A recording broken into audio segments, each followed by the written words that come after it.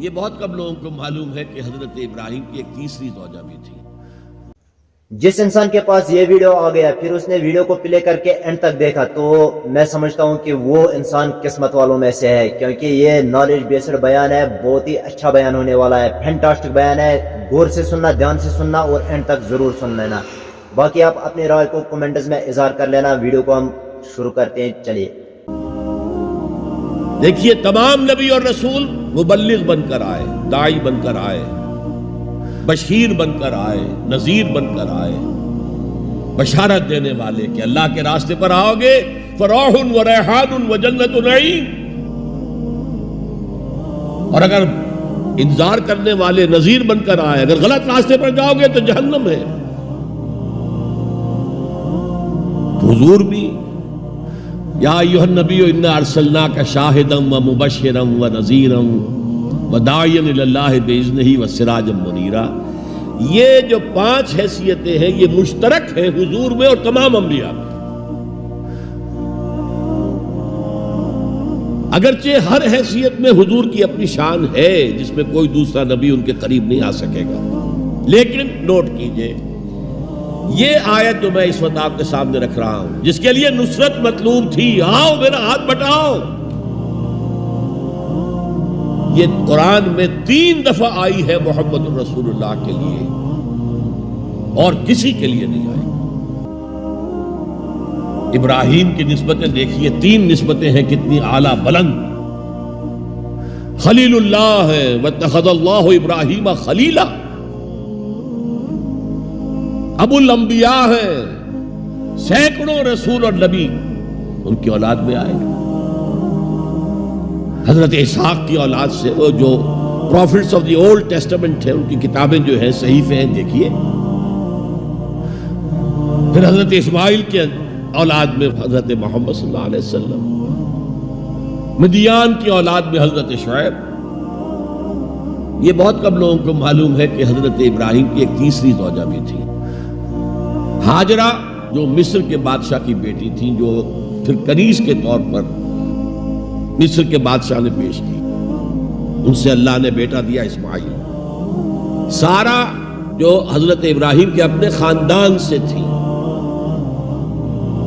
کیونکہ بانجھ تھی، ساری عمر اولاد نہیں ہوئی، بڑھاپے میں اللہ نے اسحاق عطا کر دیا۔ پھر آپ نے ایک اور شادی کی تھی، قطورہ، ان سے 6 بیٹے دیے تھے اللہ نے حضرت ابراہیم کو۔ ان میں سے ایک مدین تھا جس سے قوم مدین بنی ہے، جس میں حضرت شعیب کو بھیجا گیا۔ باقیوں کی تاریخ ہمیں معلوم نہیں۔ حضرت اسحاق کے بھی 2 بیٹے تھے اور جڑواں تھے۔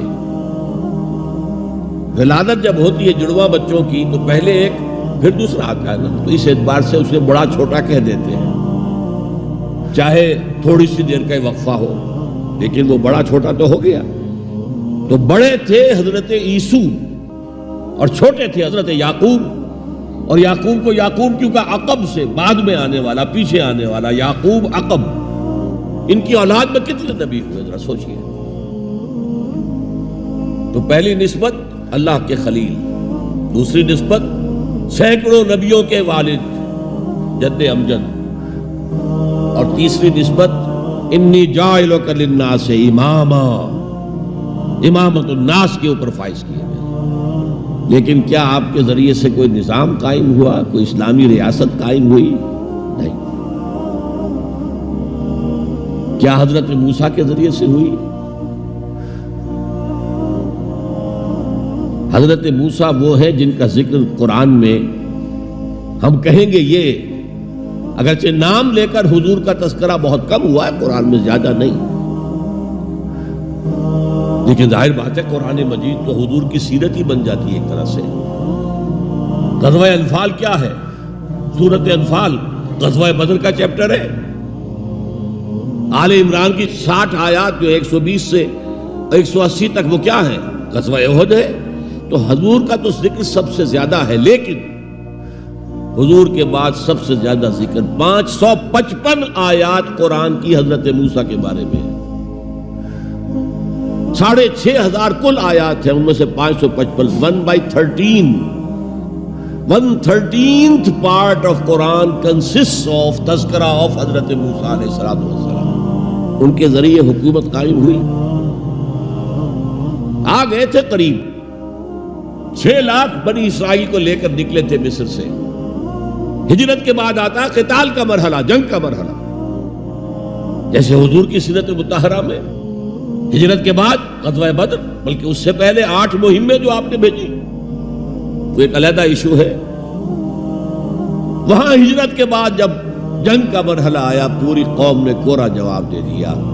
فَذْهَبْ أَنْتَ وَرَبُّكَ فَقَاتِلَا إِنَّا هَاهُنَا قَاعِدُونَ. جاؤ موسیٰ تم اور تمہارا رب جاؤ، اور پہلے فلسطین میں جو آباد ہے انہیں نکال کے باہر کر دو، پھر ہم داخل ہوں گے، ورنہ ہم تو یہاں بیٹھے ہیں. زمین جنبت نہ جنبت گل محمد. اس پر وہ پروسیس وہیں رک گیا. جبکہ حضور کو اللہ نے وہ صحابہ دیے. غزوہ بدر سے پہلے ایک مشورہ کیا حضور نے صحابہ سے.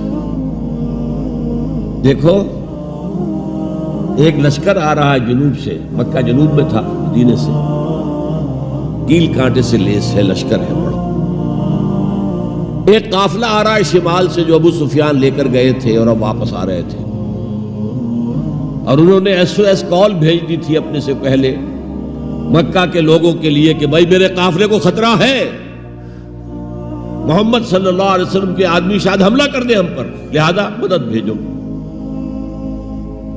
اب یہاں حضور پوچھتے ہیں کہ پہلے کدھر چلے، قافلے کی طرف یا اس لشکر کی طرف؟ کچھ لوگ، ظاہر بات ہے کہ مدینے کے تمام جو صاحب ایمان تھے، مکے سے جو آئے تھے وہ بڑی بھٹیوں میں سے گزر کر آئے تھے، بڑی آزمائشوں میں سے گزر کر آئے تھے، بڑی سختیاں جھیل کر آئے تھے. لہذا وہ بہت گہرے تھے ایمان میں، بہت پختہ تھے. مدینے والوں کو تو ایسی کوئی قربانی دینی نہیں پڑی، پورا قبیلہ ایمان لے آیا. لہذا وہاں کچھ نہ کچھ کچے لوگ بھی تھے ہم جیسے. وہ کہا جی چلیے ذرا قافلے کی طرف چلیے. 30 یا 50 آدمی سنا ہے کہ ان کے ساتھ ہیں، وہ حافظ، اور مال بہت ہے، ہمیں بہت مال مل جائے گا. اور نمبر 2 یہ کہ ہمارے پاس تو ہتھیار بھی نہیں ہے، ہم ان کے ہتھیار تو لے لیں گے کم سے کم، پھر لشکر سے لڑیں گے. اللہ کا فیصلہ کچھ اور تھا. اب آپ لوگوں سے کہہ رہے ہیں مجھے مشورہ دو، مجھے مشورہ دو، مجھے مشورہ دو. ابو بکر صدیق کھڑے ہو کر تقریر کر رہے ہیں، حضور جو آپ کا حکم ہم حاضر ہیں، آپ فرمائیے. حضرت عمر نے تقریر کی، آپ فرمائیے جو آپ کا حکم ہو ہم حاضر ہیں. حضرت مقداد ابن الاسود کھڑے ہوئے رضی اللہ تعالی عنہ، حضور ہمیں موسیٰ کے ساتھیوں پر قیاس نہ کیجئے جنہوں نے کہہ دیا تھا فَاذْهَبْ أَنْتَ وَرَبُّكَ فَقَاتِلَا إِنَّا هَاهُنَا قَاعِدُونَ. ہم موسیٰ کے ساتھی نہیں ہیں، محمد کے صحابی ہیں صلی اللہ علیہ وسلم. جو آپ کا ارادہ ہو بسم اللہ کیجئے. کیا عجب کہ اللہ تعالی ہمارے ذریعے آپ کی آنکھوں کو ٹھنڈک عطا فرمائے. یہ تو میں نے صرف اس واقعے کے حوالے سے سنایا. یہ واقعہ وہاں کیا تھا، 6 لاکھ تھے افراد یہود، ان میں بوڑھے بھی تھے، بچے بھی تھے، عورتیں بھی تھیں. تو 1 لاکھ تو ہوں گے جنگ کرنے کے قابل، اور نیچے آ جائیے 50,000 تو ہوں گے، 12 میں 1 تو ہوگا. کوڑا جواب. صرف 2 آدمی نکلے، یوشع ابن نون اور کالب بن یفنہ. یوشع تو پھر بعد میں حضرت موسیٰ کے جانشین بھی ہوئے اور نبی ہوئے، جوشوا کہتے ہیں بائبل میں ان کو، لیکن یوشع ابن نون 2 آدمی. اب جنگ کیسے ہو؟ لہذا پروسیس وہی رک گیا. حضرت موسیٰ علیہ السلام کے ہاتھوں کو اسلامی حکومت، اسلامی ریاست قائم نہیں ہو سکی. حضرت عیسیٰ کا تو سوال ہی نہیں. 3 سال آپ نے دعوت دی ہے اور یہودی علماء جو ہیں جان کے ان کے دشمن بن گئے. انہیں سب سے پہلے تو ولد الزنا کہا گیا، حضرت مریم پر تہمت لگائی گئی زنا کی، اور پھر یہ کہ ان کو جادوگر کہا گیا. یہ معجزے کیا دکھا رہا ہے؟ یہ تو شیطان بعلزبول جو ہے اس کی مدد سے دکھا رہا ہے. یہ سارے شعبدے ہیں، جادو ہے، اور جادو کفر ہے، لہذا یہ کافر ہو گیا، مرتد ہو گیا، ایسے سولی چڑھا دو. تو نظام کیا قائم ہونا تھا، ریاست کیا قائم ہونی تھی. عیسائیوں کے مطابق، یہودیوں کے مطابق تو سولی چڑھ گئے. عیسائیوں کے مطابق ہے کہ بعد میں اتار لیا گیا اور ایک جگہ رکھا گیا، تو وہاں پھر زندہ ہو کر پھر آسمان پر اٹھ گئے. اور ہمارا جو قرآن مجید نے جو ہمیں بتایا اور جس کی کچھ تفصیل ہمیں انجیل برنباس میں ملتی ہے وہ یہ ہے کہ وہ نہیں، وہ تو پہلے ہی آسمان پر اٹھا لیے گئے تھے، گرفتار ہوئے ہی نہیں۔ جس ان کے حواری نے غداری کی تھی، یوڈاس اسکریوٹ، اس کو اللہ تعالیٰ نے اس کی شکل کو ولیکن شبہ لہم، مشابہ بنا دیا حضرت عیسیٰ علیہ السلام کی شکل کے، وہی بدبخت گرفتار ہوا اور کیفر کردار کو پہنچا، سولی پر چڑھا جسے چڑھنا ہی چاہیے تھا، غداری کی تھی۔ بہرحال میں کہہ رہا تھا کہ یہ کام انذار، تبشیر، واعظ، نصیحت، تعلیم، تبلیغ، تربیت، تزکیہ، یہ سب رسولوں نے کیا اور حضور نے بھی کیا، لیکن یہ معاملہ صرف محمد کے لیے ہے صلی اللہ علیہ وسلم، اور 3 دفعہ آیا ہے، کسی اور نبی اور رسول کے لیے 1 دفعہ بھی نہیں آیا، کہ ان کا فرض منصبی ہے دین کو غالب کرنا، صرف تبلیغ نہیں، غالب کرنا۔ یہ تھا وہ مشن جس میں آپ کو نصرت درکار تھی۔ امید کرتا ہوں کہ آپ نے بیان کو اچھے سے سمجھا ہوگا، باقی آپ اپنے رائے کا اظہار کمنٹ سیکشن میں کرنا اور ڈاکٹر اسرار صاحب کے بارے میں بھی کچھ ضرور لکھنا۔